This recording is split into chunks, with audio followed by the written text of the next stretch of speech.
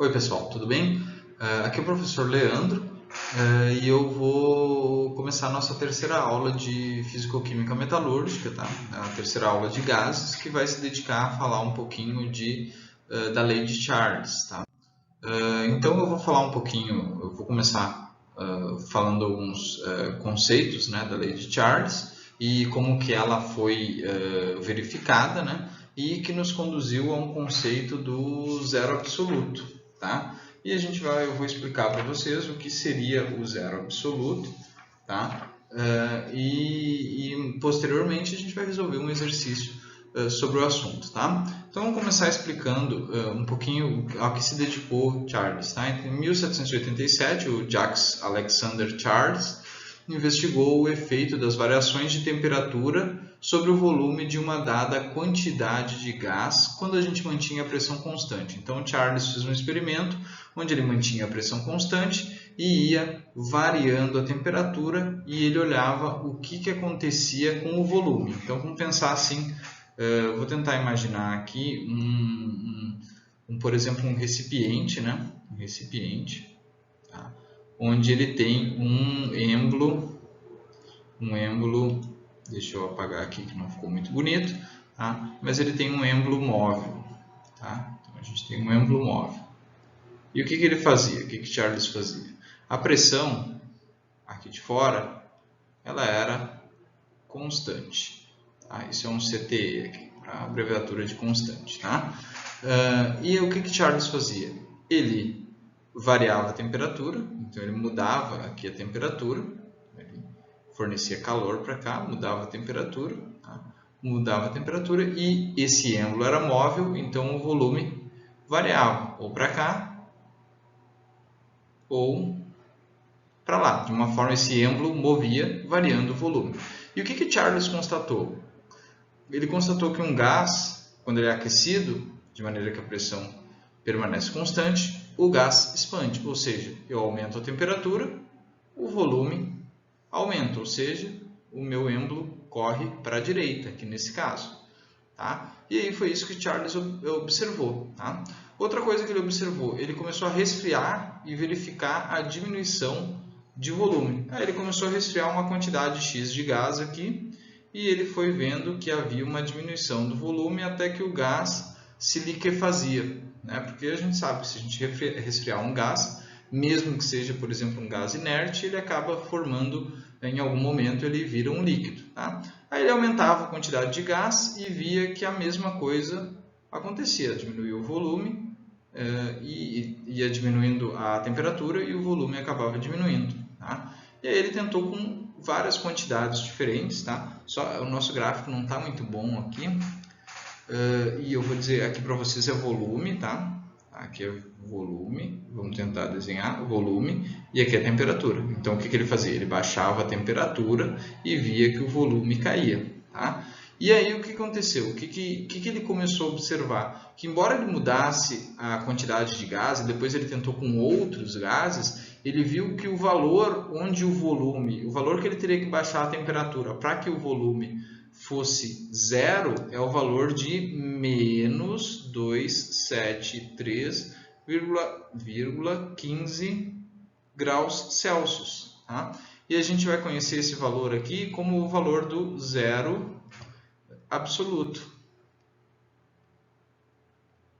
E aí a gente tem a escala Kelvin, que é a escala absoluta de temperatura, né? E para converter, daqui para frente, a gente sempre que falar de temperatura, a gente vai usar na escala Kelvin.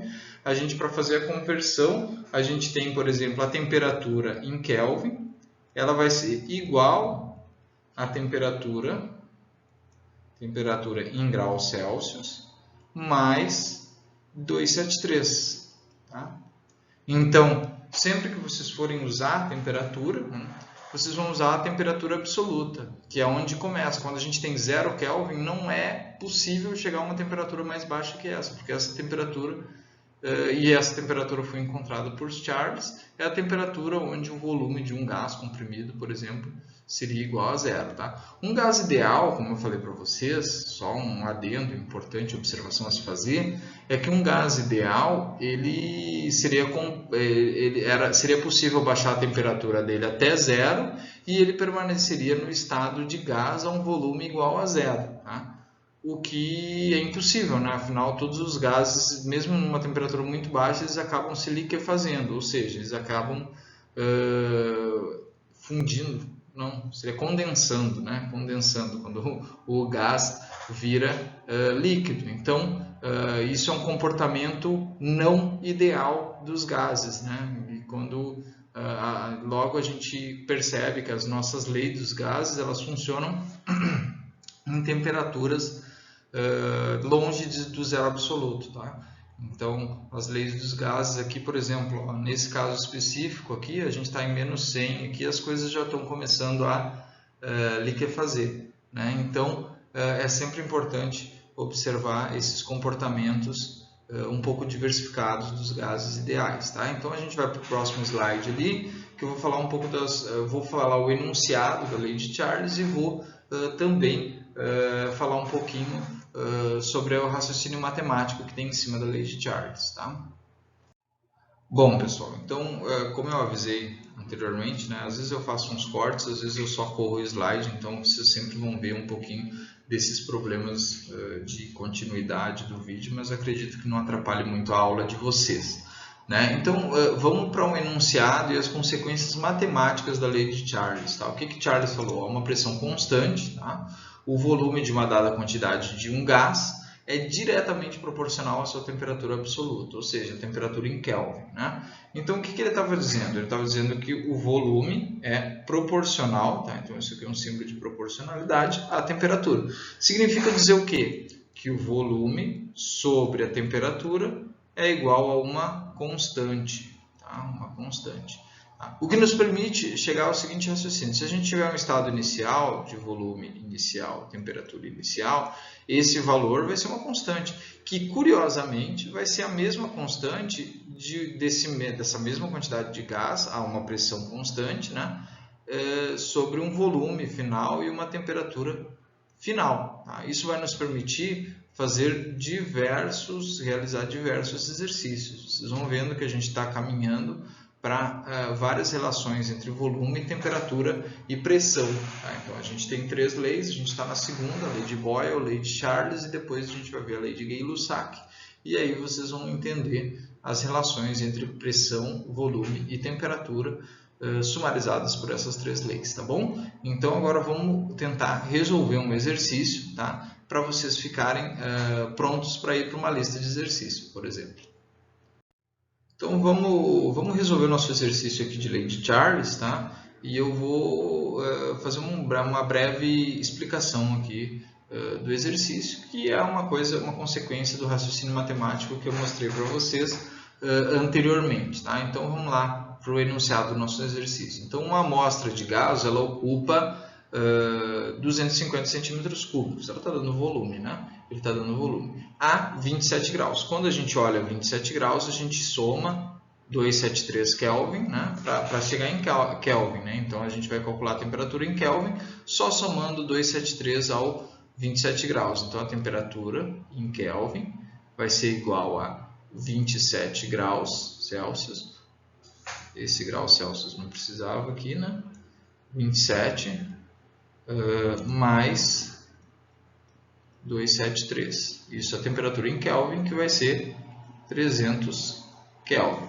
Mesma coisa aqui. Qual que é a temperatura final? Que volume ocupará a 35 graus Celsius se não existir variação de pressão? Então, ele está mudando a temperatura. Tem uma situação inicial, onde eu tenho um volume de 250 centímetros cúbicos, temperatura de 27 graus, e eu estou mudando a temperatura para 37 graus Celsius, ou seja, 37 graus Celsius, vou olhar na minha colinha aqui, 308 Kelvin. Por quê? Porque eu peguei 35 e somei a 273, porque a gente só trabalha com graus Kelvin aqui em Fisicoquímica, tá bom?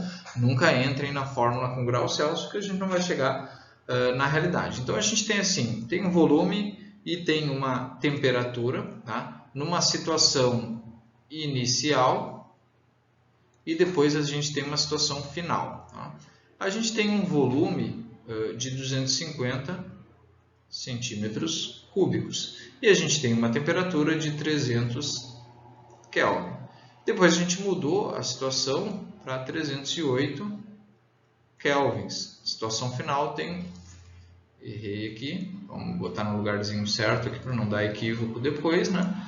Então a gente tem uma temperatura final de 308 kelvins, tá? E aí ele quer saber qual que é o volume final, tá?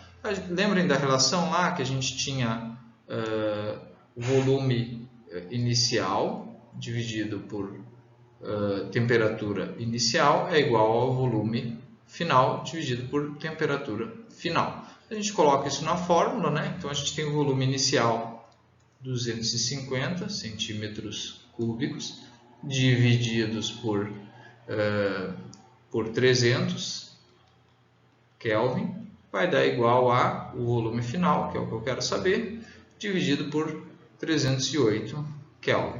Vamos rearranjar esse aqui que está dividindo e passar para cá multiplicando. Então o volume final vai ser igual a 250 centímetros cúbicos vezes 308 Kelvin, isso tudo dividido por 300 Kelvin.